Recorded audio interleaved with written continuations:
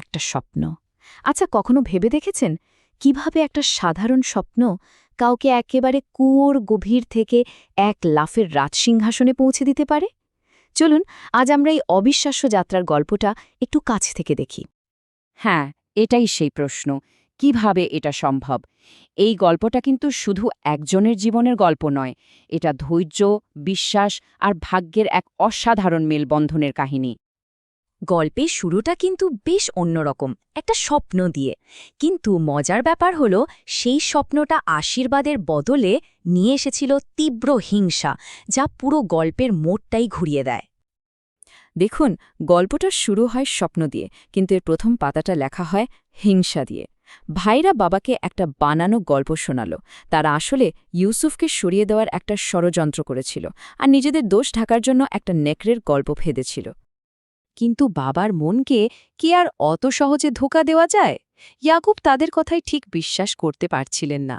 তার ভেতরটা বলছিল, যা দেখানো হচ্ছে আসল সত্যিটা তার থেকে অনেক আলাদা। এই কথাটা কিন্তু খুব গুরুত্বপূর্ণ। ইয়াকুব কিন্তু তার ছেলেদের সরাসরি দোষ দিলেন না, বরং তিনি গভীর ধৈর্য আর আল্লাহর ওপর ভরসার পথ বেছে নিলেন। আর এখানেই এই গল্পের মূল সুরটা ঠিক হয়ে যায়, বিপদের মুখে ধৈর্য ধরা। ভাইয়েরা তো ভাবল, যাক, ঝামেলা চুকে গেল। কিন্তু ওরা জানত না যে বিশ্বাসঘাতকতার ওই মুহূর্তটাই ছিল ইউসুফের এক নতুন অচেনা জীবনের শুরু। চলুন দেখি সেই নতুন পথে তার জন্য কি অপেক্ষা করছিল। ভাবুন একবার, আপন ভাইরা তাকে ফেলে দিল এক কুয়োর গভীরে। সেখান থেকে তাকে উদ্ধার করল এক কাফেলা।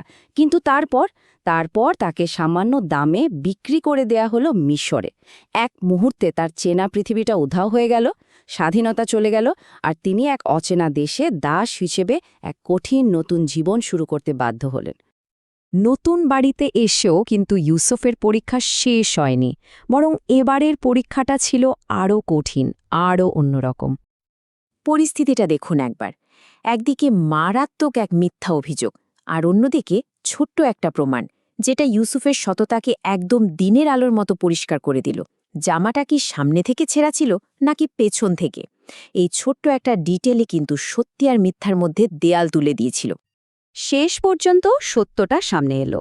ওই মহিলা সবার সামনে নিজের দোষ স্বীকার করে নিলেন। এই স্বীকারোক্তির মাধ্যমে ইউসুফ নির্দোষ প্রমাণিত হলেন। কিন্তু তার পরীক্ষা কিন্তু এখানেই শেষ হয়ে যায়নি। এবার আমরা কাহিনীর সেই অংশে যাব যেটা শুনলে সত্যি অবাক হতে হয়। কিভাবে তার জীবনের সবচেয়ে বড় কষ্টগুলোই তাকে ক্ষমতার চূড়ায় পৌঁছনোর রাস্তা করে দিল।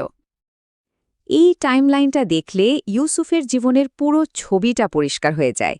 দেখুন, দাসত্ব থেকে জেল, আর জেল থেকে স্বপ্নের ব্যাখ্যা করার সেই অসাধারণ ক্ষমতার মাধ্যমে দেশের সবচেয়ে বড় একজন কর্মকর্তা হয়ে ওঠা, কি অবিশ্বাস্য এক যাত্রা, তাই না? এতগুলো বছর কেটে যাওয়ার পর ভাগ্য যেন আবার সবাইকে এক জায়গায় নিয়ে এলো, পুরনো হিসাবটা মেলানোর জন্য। গল্পের ক্লাইম্যাক্সটা এবার আমাদের সামনে। পরিস্থিতির পরিহাসটা দেখুন। যে ভাইয়েরা তাকে একদিন কুয়োয় ফেলে দিয়েছিল, আজ তারাই দুর্ভিক্ষের কারণে তার সামনে এসে হাত পাচ্ছে সাহায্যর জন্য। আর তারা জানেও না যে মিশরের এই ক্ষমতাধর মানুষটি তাদের সেই ভাই। এই কথাগুলো থেকে পরিষ্কার বোঝা যায় যে এতগুলো বছরেও তাদের মনের ভেতর থেকে অপরাধবোধটা যায়নি। বড় ভাইয়ের কথায় সেই পুরনো ভুলের কষ্টটা যেন বারবার ফিরে আসছিল। আর এখানেই গল্পটা একটা অসাধারণ মোড় নেয়। একদিকে ভাইরা ইউসুফের এত কাছে থেকেও তাকে চিনতে পারছে না, আর অন্যদিকে হাজার হাজার মাইল দূরে থেকেও বাবা ইয়াকুব তার ছেলের উপস্থিতি টের পাচ্ছেন। এই কথাটা, এটা বাবা আর ছেলের মধ্যেকার সেই আত্মিক সম্পর্কের গভীরতাটা বুঝিয়ে দেয়। এতগুলো বছর কেটে গেলেও তার আশা এক মুহূর্তের জন্যও কমেনি, আর তার অনুভূতি ছিল একদম নিখুঁত। অবশেষে সেই মুহূর্তটা এলো। ইউসুফ যখন নিজের পরিচয় দিলেন, ভাইয়েরা তো একেবারে হতবাক। এবার তাদের বাড়ি ফেরাটা শুধু খাবার নিয়ে ফেরা ছিল না, ছিল বহু বছরের একটা শোকের বোঝা নামানোর খবর নিয়ে ফেরা। ভাবা যায়, ইউসুফের জামাটা বাবার মুখে রাখতেই তিনি তার হারানো দৃষ্টিশক্তি ফিরে পেলেন। এটা ছিল তার দীর্ঘদিনের ধৈর্য আর আল্লাহর উপর অটল বিশ্বাসের এক অবিশ্বাস্য প্রতিদান। শেষ পর্যন্ত ভাইরা তাদের ভুলটা বুঝতে পারল।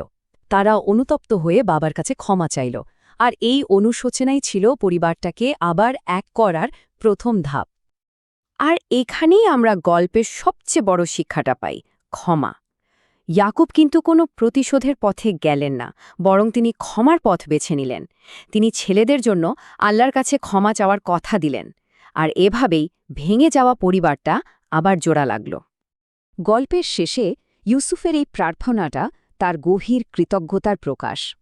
তিনি তার জীবনের ভালো খারাপ কোনো ঘটনাকেই বিচ্ছিন্নভাবে দেখেননি, বরং সবটাকেই একটা বড় ঐশ্বরিক পরিকল্পনার অংশ হিসাবে মেনে নিয়েছেন। আরেকটা খুব জরুরি বিষয় হল, এই কাহিনীটা কিন্তু শুধু একটা গল্প নয়, বরং এখানে যেমনটা বলা হয়েছে এর আসল উদ্দেশ্য হল আমাদের শিক্ষা দেওয়া, সঠিক পথ দেখানো আর বিশ্বাসীদের জন্য একটা রহমতের বার্তা পৌঁছে দেওয়া। তো এই পুরো আলোচনা শেষে একটা প্রশ্ন থেকেই যায়, ইউসুফের জীবন আমাদের কি দেখায়? অনেক সময় জীবনের চরম কষ্টগুলোই কিন্তু অসাধারণ কোনো ভবিষ্যতের দরজা খুলে দেয়। তাহলে কষ্ট আর ভাগ্যের মধ্যে আসল সম্পর্কটা কি? এটা কিন্তু ভাবনার বিষয়।